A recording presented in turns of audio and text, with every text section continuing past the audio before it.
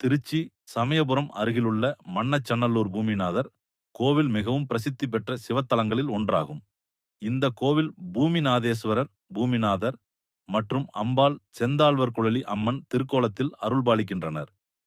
கோவிலின் சிறப்புகள்: இங்கு இருக்கும் பூமிநாதர் சிவலிங்கம் சுயம்பு, தானாக உருவானது என்பதால் மிகுந்த மகிமை பெற்றதாக கருதப்படுகிறது.